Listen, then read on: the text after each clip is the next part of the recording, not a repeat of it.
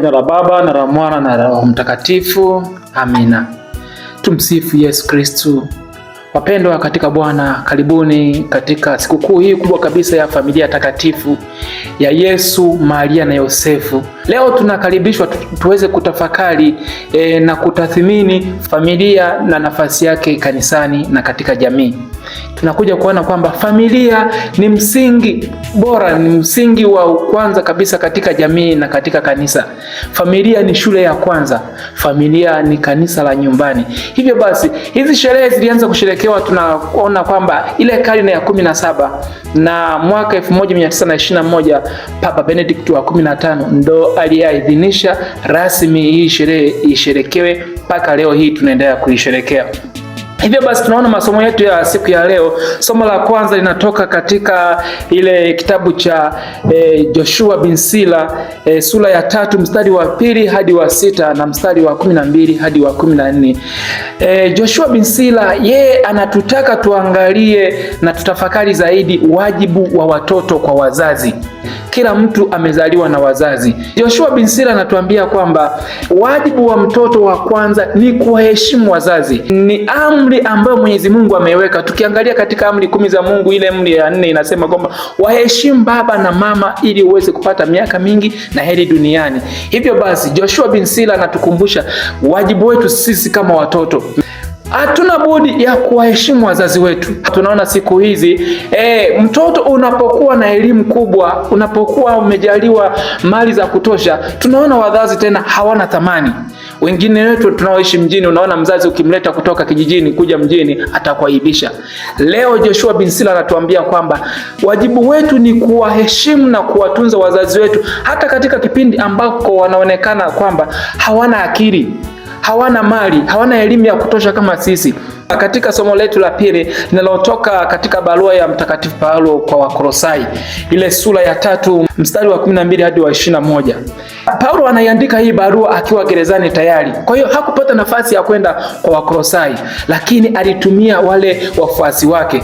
Fadhila ambazo Paulo anazipendekeza katika jamii ya Wakolosai, anasema kwamba jamii ya Wakolosai iishi katika upendo, iishi kwa amani, iishi kwa kusaidiana, iishi kwa kusameheana. Kwa fadhila nyingi Paulo anazitoa kwa Wakolosai, na akisema kwamba fadhila kuu kati ya hizo zote amezitaja ni fadhila ya upendo. Bali na hayo anasema msamaha ni kitu cha msingi sana. Tujiunge na Mtakatifu Paulo katika barua yake kwa Wakolosai kwa kuzingatia hivi fadhila ambazo kila familia inaalikwa siku ya leo sasa tuweze kuzipata hizi fadhila na tuweze kuzienzi. Lakini pia tunaangalia somo la Injili kutoka Mathayo sura ya 2 mstari wa 13 hadi wa 15 na mstari wa 19 hadi wa 23. Baada ya hawa mamajusi kuondoka, usiku ule malaika walimtokea Yosefu katika ndoto, wakamwambia kwamba uamke, umchukue mama na mtoto, utoke katika huu mji, maana Herode ana jambo baya la kuangamiza watoto. Wapendwa katika Kristo, leo tunajifunza kitu cha msingi kabisa kupitia Mtakatifu Yosefu, kwamba Yosefu aliamka akamchukua Yesu na Maria akaondoka katika mji ule, maana Herode alikuwa na jambo baya la kuangamiza mtoto. Hapa tunajifunza wajibu wa mzazi ni kutunza, kuhakikisha mtoto anapatiwa mazingira mazuri ya kukua, kuhakikisha kwamba mtoto anaongozwa katika maadili mazuri, anaongozwa katika elimu ya Mungu, elimu ya dunia. Lakini tunaona kwamba kuna maherode wengi wamejaa katika dunia hii ya leo. Unaweza ukaanza kujiuliza kwamba je, maherode hao ni akina nani? Bali nikwambie, unaweza ukawa wewe ni herode kwa watoto wako. Pia kuna maherode ambao tunawaleta sisi wenyewe. Hawa watu wanaokuja kama wafanyakazi, house girls, house boys. Hawa wanawezekana wakawa pia ni maherode. Unatoka unamwachia mfanyakazi mtoto wako. Kuna wafanyakazi ambao wanaanza kuwafundisha vitu ambavyo sio vya kimaadili, si vya maadili ya kimungu au ya kijamii, bali vinaanza kuwapotosha. Kwa hiyo tunaalikwa siku ya leo kwamba tujaribu kuwajibika kama sisi wazazi. Wazazi wengi tunapenda kuthamini mali. Tumethamini kazi zetu, tumethamini mali, hatuthamini tena watoto wetu. Ndio maana tunaacha watoto wanatunzwa na watu wengine. Leo tunaalikwa tuweze kumwiga Yosefu ambaye aliamka mapema na asubuhi alitambua wajibu wake kama mzazi wa kumtunza mtoto pamoja na mama yake. Mwinjili Mathayo anatuambia kwamba wajibu wetu kama wazazi, lazima tuzingatie watoto, kuwapatia mahitaji yao ya kila siku, tuwapatie elimu yao, elimu ya Mungu, elimu ya kidunia, na tuendelee kuwapatia fadhila za msingi. Kwa hiyo napenda kuhitimisha kwa kusema kwamba tunaposherehekea sikukuu hii ya familia takatifu, je, kuna vitu gani tunavyotakiwa kuviiga au kuvifanya? Jambo la kwanza kabisa, lazima kumweka Mungu katikati ya familia hizo kwa sala na ibada.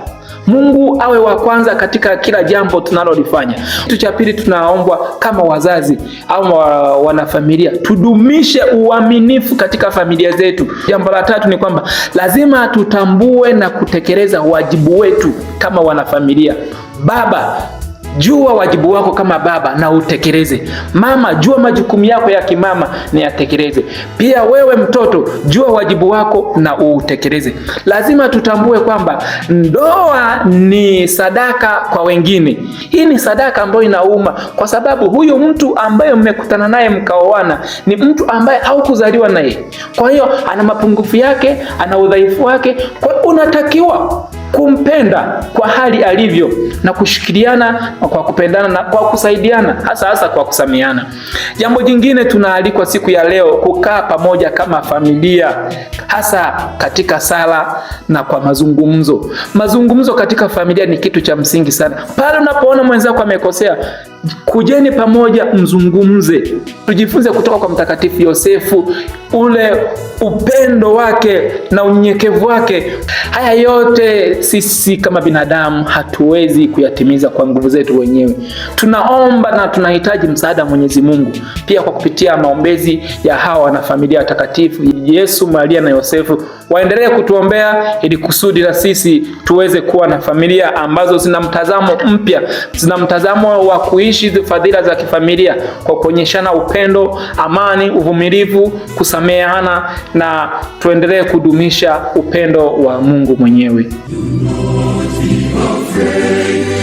not be afraid.